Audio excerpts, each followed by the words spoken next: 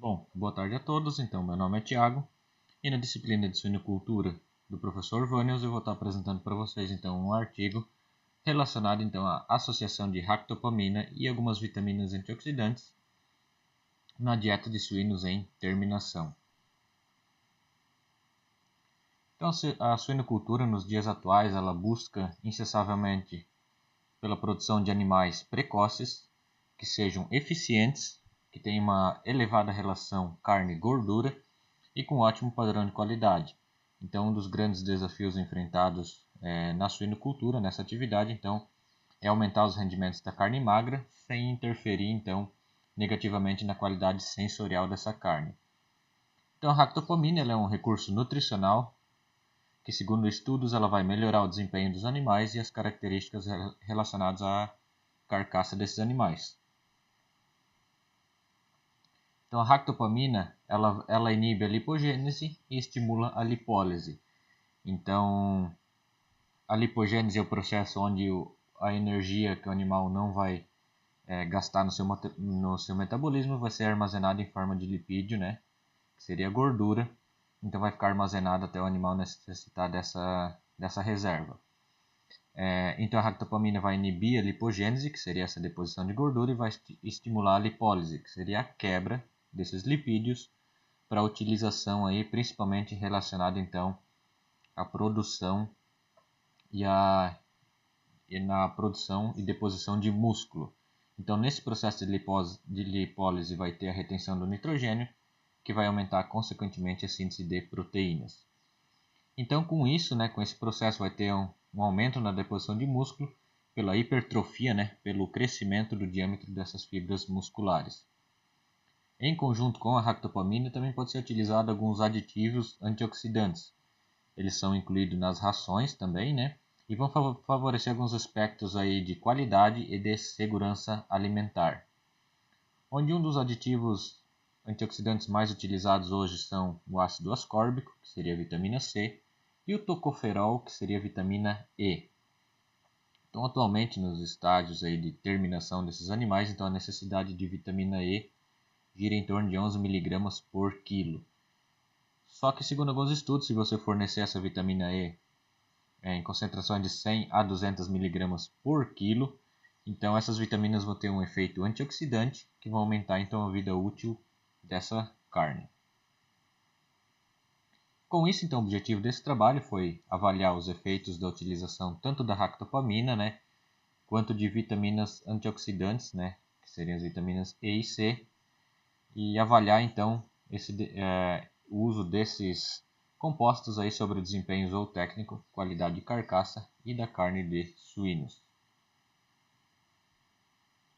Entrando então em materiais e métodos, utilizou-se então 48 suínos híbridos de genética agroceres, então utilizando 24 machos e 24 fêmeas.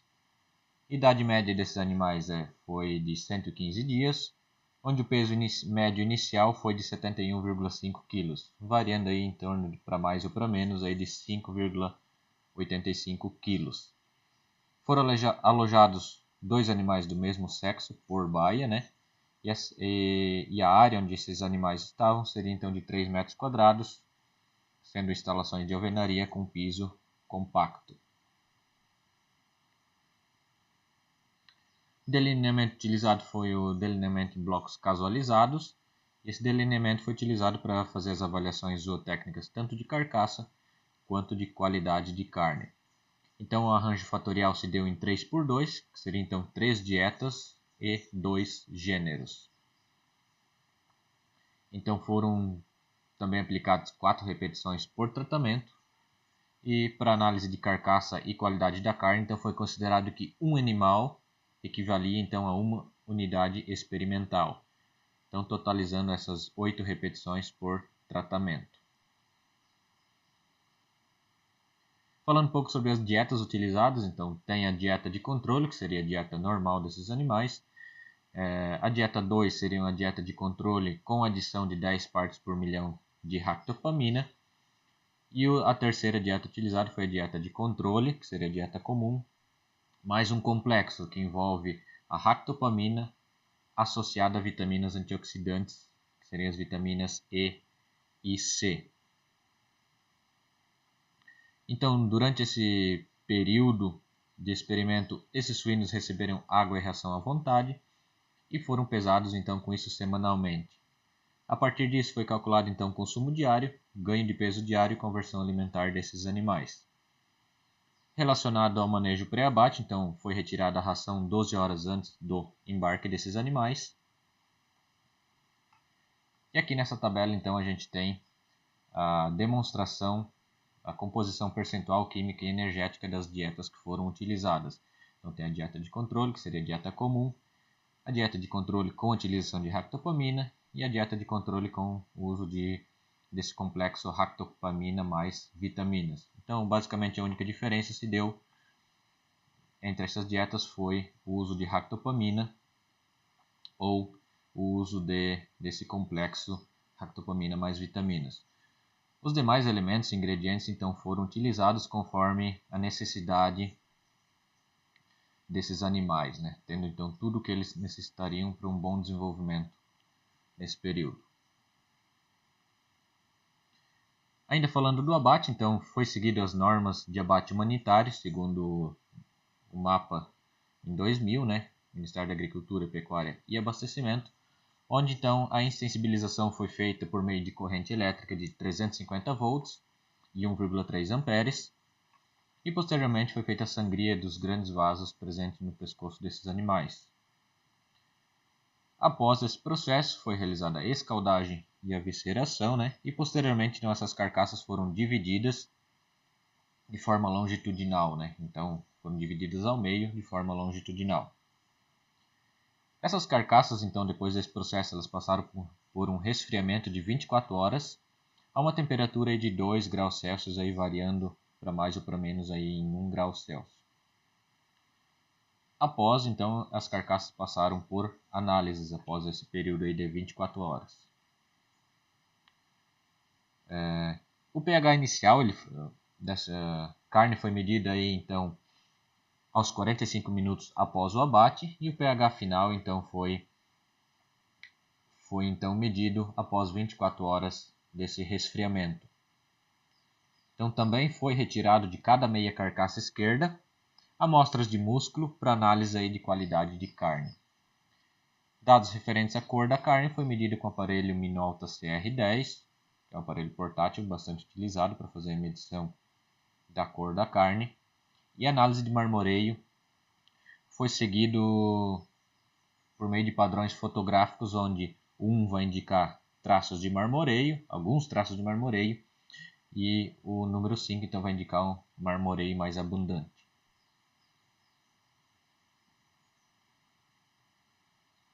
A capacidade de retenção de água então foi avaliada pela perda de água por gotejamento, né, dessa carcaça.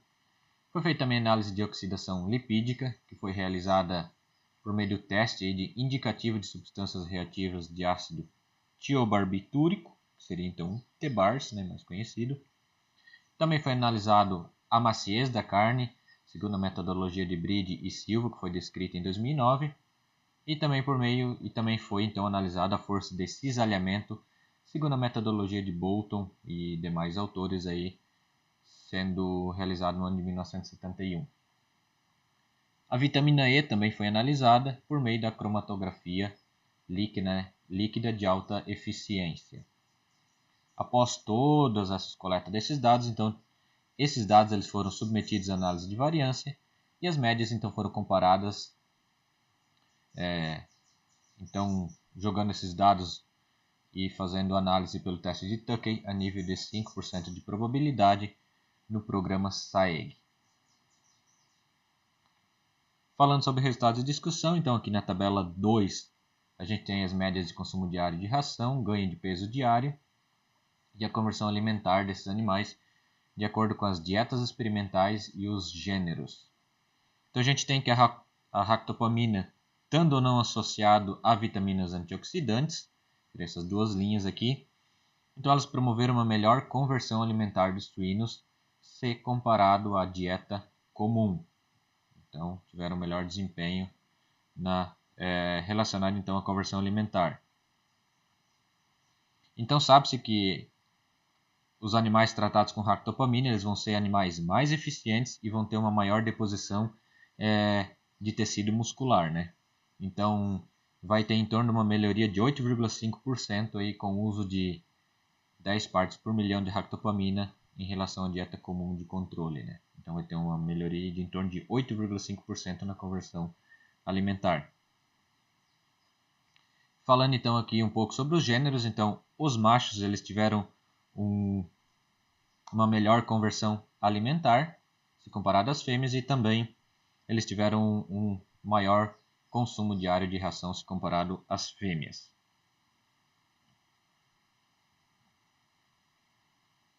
Aqui na tabela 3, então, vai envolver todos os parâmetros que foram analisados e as dietas e os gêneros aí durante esse experimento.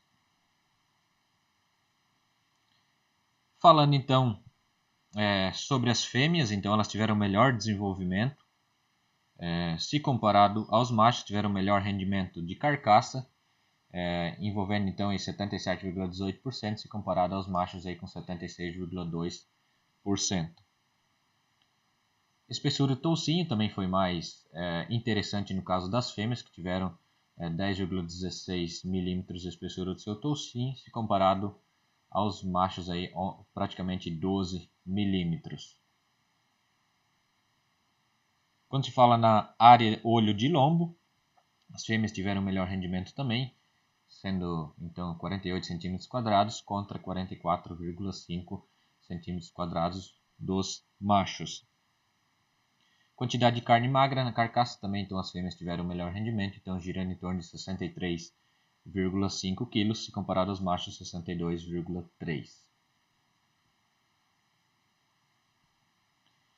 Então aqui quando vai envolver também a qualidade da carne, então a gente vê que no pH final teve diferença do pH final e do marmoreio, né? Que seria então a favor do grupo desses animais que foram tratados com ractopamina e ractopaminas com vitaminas, se comparado aos animais tratados aí com a dieta de controle comum, né? Então a gente consegue ver diferenças aí se comparado à dieta comum.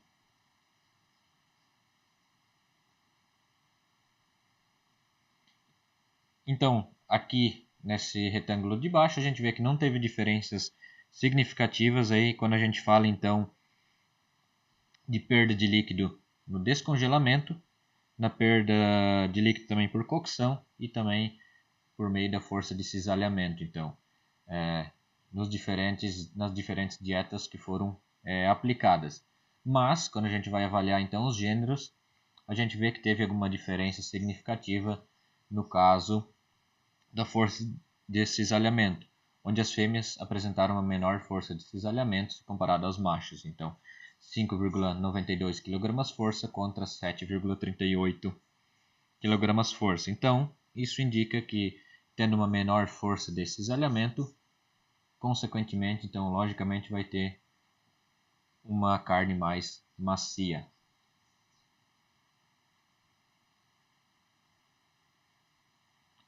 E nessa tabela 4, então, a gente então consegue ver os valores de vitamina E que foram encontrados em amostra de carne de suínos, né?